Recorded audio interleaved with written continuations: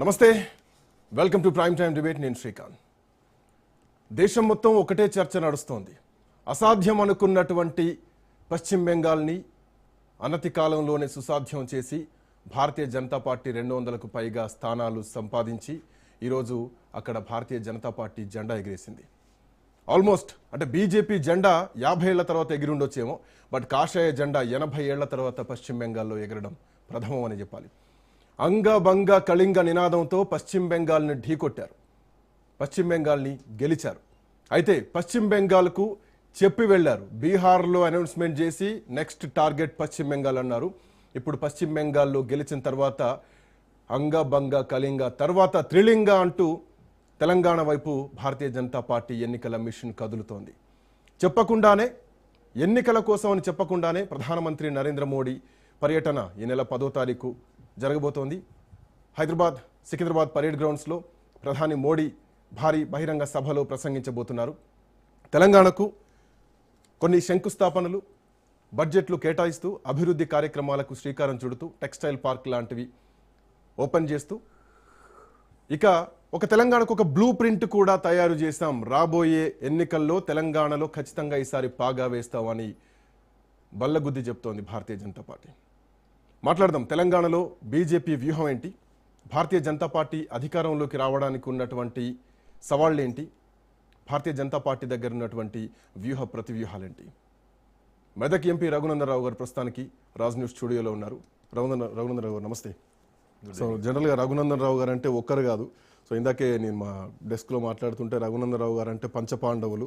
ఎందుకంటే ఆయనలో ఒక టీచర్ ఉంటారు, ఆయనలో ఒక న్యాయవాది ఉంటారు, ఆయనలో ఒక సామాజికవేత్త ఉంటారు, ఆయనలో ఒక జర్నలిస్ట్ ఉంటారు. సో 5గురు కలిస్తేనే రఘునందనరావు గారు అని చెప్పి ఏం మాట్లాడబోతున్నారు ఒక ఉత్కంఠ ఈరోజు తెలంగాణ మొత్తం కూడా ఎదురు చూస్తోంది. ఏంటి తెలంగాణ విషయం? శ్రీకాంత్కి రాజ్ న్యూస్ యాజమాన్యానికి మా మీద ఉన్నటువంటి అభిమానానికి ధన్యవాదాలు. Thank you so much. అంటే ఎందుకంటే మిమ్మల్ని ప్రత్యేకంగా ఎందుకు చెప్పాల్సి వస్తుందంటే ఈ తిట్ల రాజకీయాలు తెలంగాణలో సర్వసాధారణం అయిపోయింది. మాజీ ముఖ్యమంత్రులు కానీ, ముఖ్యమంత్రులు కానీ, కేంద్ర మంత్రులు కానీ. సో అట్లాంటి వాళ్ళలోంచి మీలాంటి మెరిట్స్ ఈరోజు తెలంగాణ సమాజానికి అవసరం కాబట్టి సో మీ దగ్గర నుంచి చాలా ఇన్ఫర్మేషన్ తెలంగాణ సమాజం కూడా ఎదురు చూస్తుంది. సో దాంట్లో భాగంగానే కొన్ని ప్రశ్నలు అడగాలనుకుంటాను.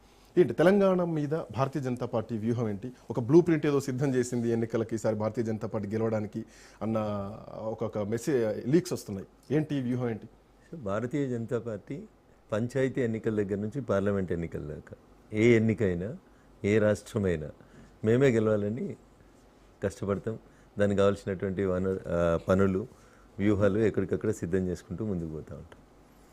మీరు నన్ను మ్యాచ్ ఎట్లా గెలుస్తారు, బ్యాటింగ్ ఎవరు ముందు వస్తారు, వెనకాల ఎవరు వస్తారు అని అడిగినట్టు ఉంది ఈ ప్రశ్న.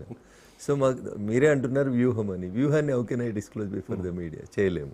So but one thing I can say, Telangana ప్రాంతంలో ఉన్న ప్రతి బీజేపీ కార్యకర్త, ప్రతి నాయకుడు, చాలామంది మేధావులు, విశ్లేషకులు, ఇంటెలెక్చువల్స్ అందరూ కూడా వెస్ట్ బెంగాల్నే సాధ్యం చేయగలిగినప్పుడు తెలంగాణ ఎందుకు సాధ్యం కాదు? నెక్స్ట్ టైం తెలంగాణలో భారతీయ జనతా పార్టీ వస్తుంది అని గత 2 రోజుల నుంచి ఎన్నికల ఫలితాలు పూర్తయిన తర్వాత నేను ఖమ్మం, మహబూబాబాద్, జనగామ, మెదక్, సిద్దిపేట 5 జిల్లాలు తిరిగి ఇక్కడికి వచ్చిన. నేను ఎక్కడ ఏ నలుగురు కలిసినా, ఏ చౌరస్తాలో కలిసినా, ఏ హోటల్ దగ్గర ఛాయ్ కోసం ఆగినా చెప్తున్న మాట ఒకటే, అంత పెద్ద వెస్ట్ బెంగాల్నే సాధ్యం చేసింది బీజేపీ. ఇంకా తెలంగాణలో బీజేపీకి ఎదురేముంది, తెలంగాణలో వచ్చేది బీజేపీ ప్రభుత్వం అనేటువంటి ఒక స్పష్టమైనటువంటి మాట, కామన్ మ్యాన్ నుంచి వస్తున్నటువంటి మాట. సో దాన్ని ఎట్లా ఒడిసి పట్టుకోవాలి, దాన్ని ఓట్ల రూపంలోకి ఎట్లా మలుచుకోవాలి, అధికారంలోకి ఎట్లా రావాలని దానికోసం మాకు ప్రపంచం ఇచ్చిన నాయకుడు గౌరవనీయులు నరేంద్ర మోడీ గారు ఉన్నారు, అమిత్ షా గారు ఉన్నారు. వారి మార్గదర్శనంలో ఎన్నికలు చాలా దూరం ఉన్నాయి. ఇంకా హాఫ్ ఆఫ్ ద టెన్యూర్ కూడా కంప్లీట్ కాలేదు. కాబట్టి ఈ రాష్ట్ర ప్రభుత్వాన్ని ఎన్నికలు వచ్చినప్పుడు ఖచ్చితంగా ప్రత్యేకమైనటువంటి వ్యూహంతో ఈ రాష్ట్రంలో, ఎందుకంటే 1980లో భారతీయ జనతా పార్టీ పుట్టినప్పుడు దేశంలో 2 ఎంపీలు గెలిస్తే, ఒక ఎంపీ గుజరాత్ నుంచి గెలిచినారు, ఇంకొక ఎంపీ తెలంగాణ ప్రాంతం, అప్పటి ఉమ్మడి ఆంధ్రప్రదేశ్లో హన్మకొండ తెలంగాణ ప్రాంతం నుంచి గెలిచినారు కీర్తిశేషులు జంగారెడ్డి గారు 1980 పార్టీ పుట్టిన ఫస్ట్ ఇయర్.